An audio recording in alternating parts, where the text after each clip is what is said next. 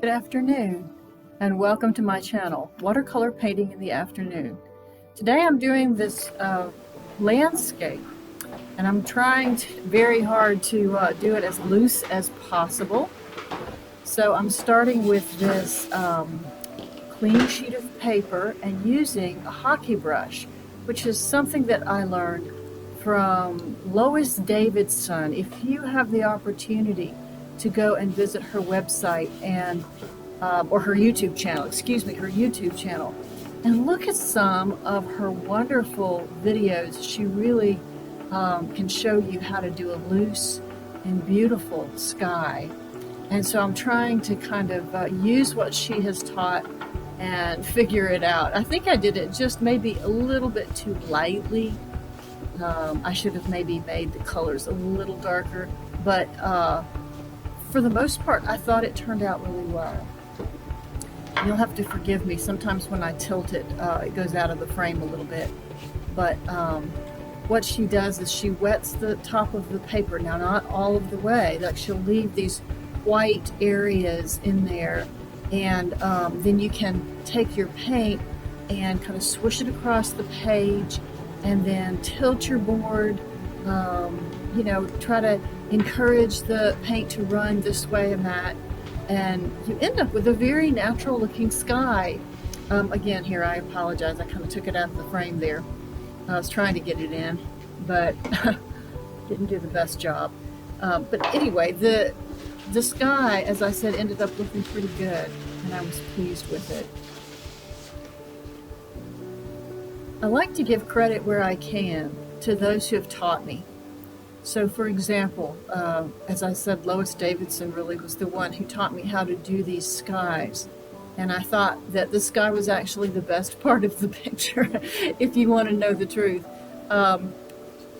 My goal is not to do tutorials. I know a lot of people do tutorials, and I'm not really trying to do that because I don't think I'm quite there. You know, I don't have that formal education, and or maybe I just haven't been painting long enough, but I'm really just doing demos and bringing you along on this journey that I'm on, trying to improve my watercolor painting. And if you see something that I paint and you think, oh, I'd like to do that, please, by all means, I'm going to try to give you as many hints as I can as I go along of what I do. And if you think it's successful, great, give it a try. If you want to, you know, unless I say otherwise, feel free to copy it and, you know, do what you please with it. Unless I specifically say, please don't copy this, or try to sell it or whatever, you know, feel free. I think that's how we learn, and I'm not really possessive of that kind of thing. So here I just took some burnt sienna, and I'm trying to make some land, and this took me a few minutes. Honestly, I struggled with the land, I struggled with the grasses that I wanted to put in there, and the colors that I wanted to achieve. So, you know, hang with me a little bit. I think I did okay in the end, but there's a little bit of a learning curve here, I think. So I'll be quiet and just let the painting speak for itself.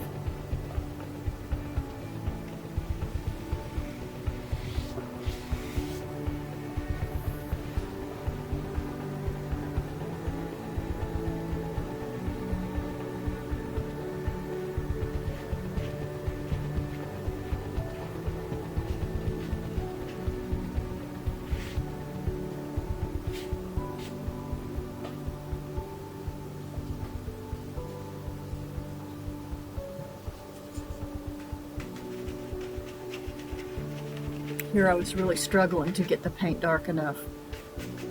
I did eventually, but it took me a minute.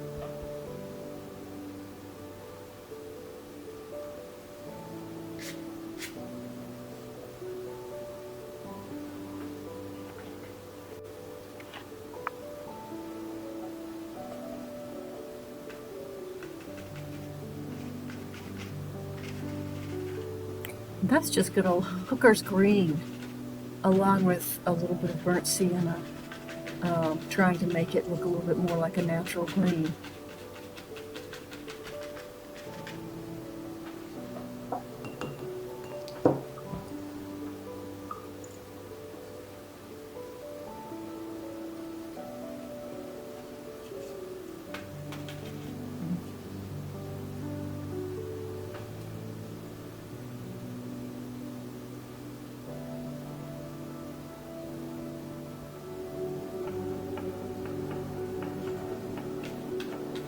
Just taking my hockey brush and tapping it on the paper. And then in a minute, you'll see me get a smaller brush. And that brush that I get is just this very wiry brush that I think I got out of a child's paint set. And you know how it's kind of has kind of plastic bristles that are not good for much of anything, except what I'm about to do, which is to flick up grasses and add textures. So that's exactly what I was doing with this little plasticky brush, trying to add grasses and add texture to the foreground.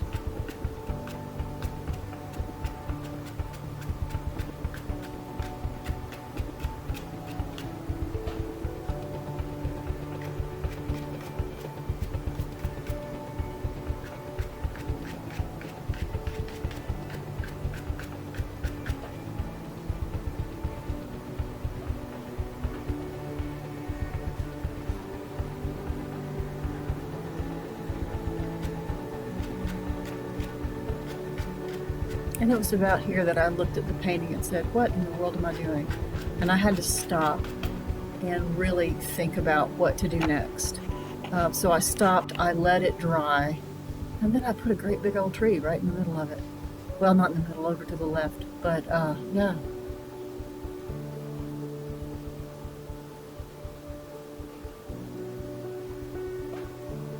I'm sorry my big old head gets in the way too.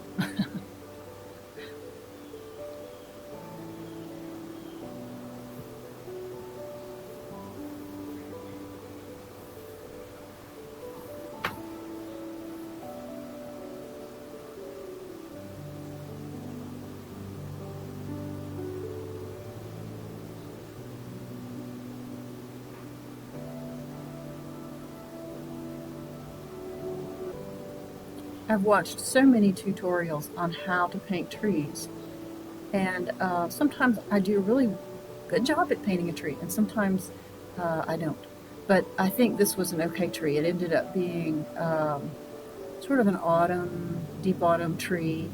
I didn't want to just leave the branches bare because I thought that it deserved a little bit of color and interest. So what I'm going to do now is this dry brush effect. Again, a lot of folks, YouTubers like myself, have taught me how to do this.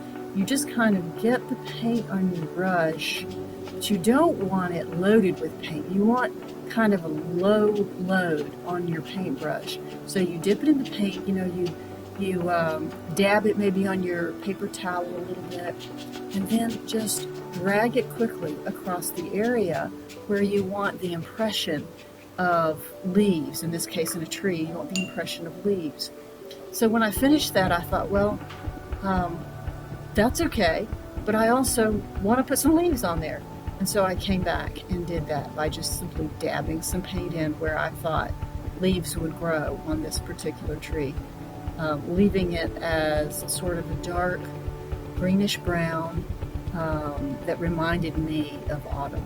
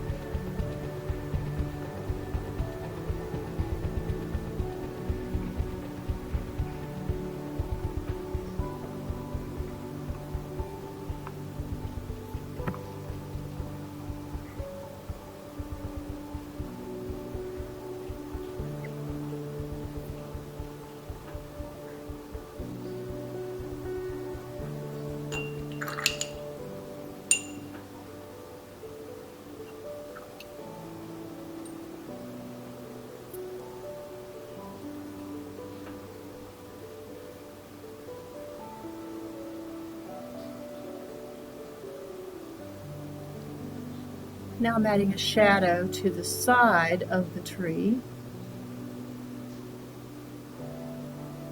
I actually came back after I finished the whole thing and added not just a dark brown shadow but a black shadow because I just felt like it needed it.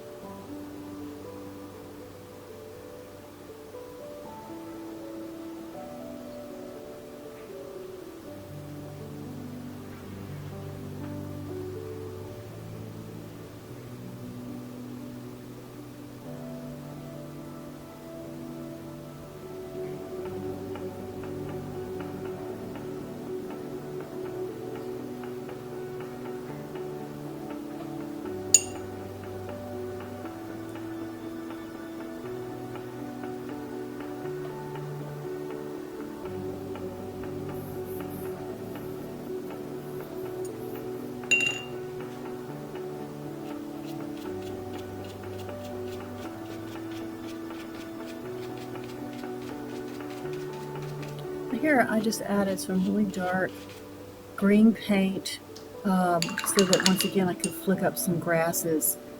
And I decided as I went down to really darken that whole foreground. So that was sort of my next part of the project.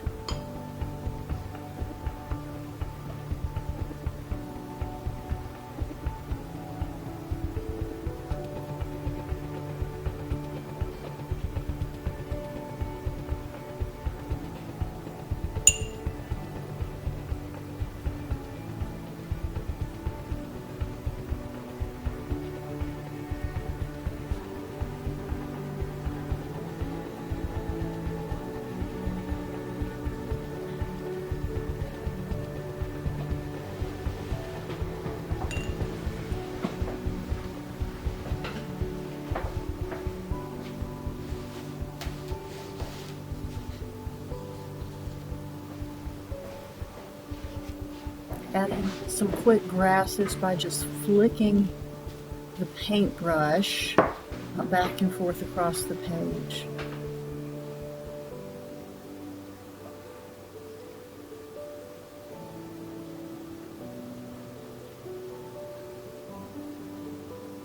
And here I got it to get some salt, some table salt, because I thought I would put a little bit in that damp paint and see what kind of blooms I could get or whatever. But as it turned out, it really didn't do much.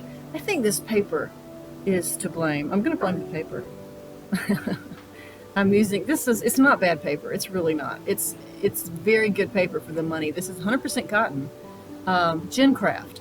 And Gin Craft, they make a good paper. It's just not like the highest quality paper that you can get. And sometimes you can tell because certain techniques won't work as well. But you know, I'm so cheap.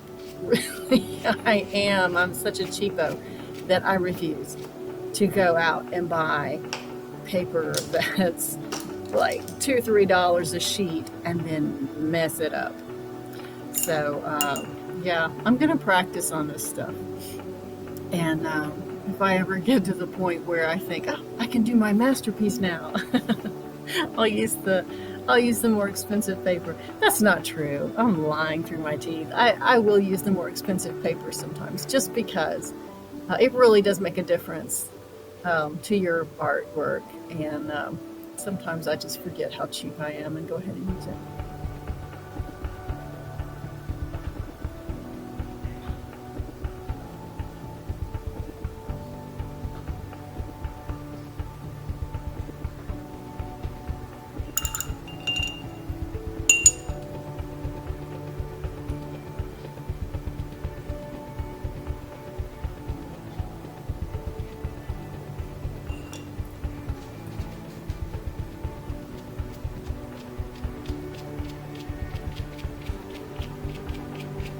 Again, flicking the brush back and forth, just putting in some darker grasses in the foreground.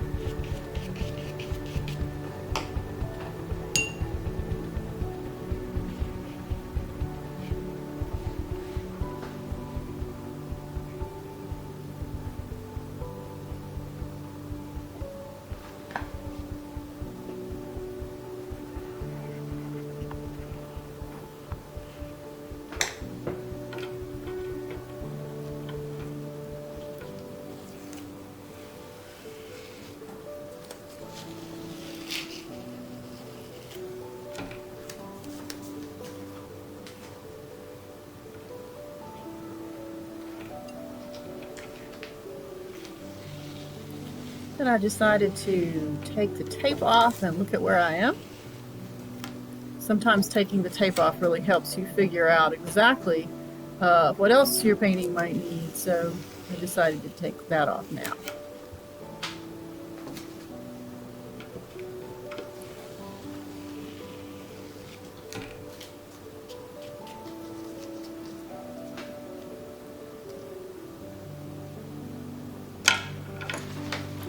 Just getting a little piece of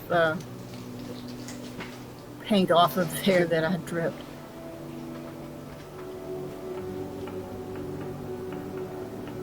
And here's the finished painting. Actually, it's not the finished painting. The finished painting, I put a few more colors on the tree, a little burnt sienna, because I just thought it would look nice. I hope you have enjoyed this, and I hope that you will subscribe and like.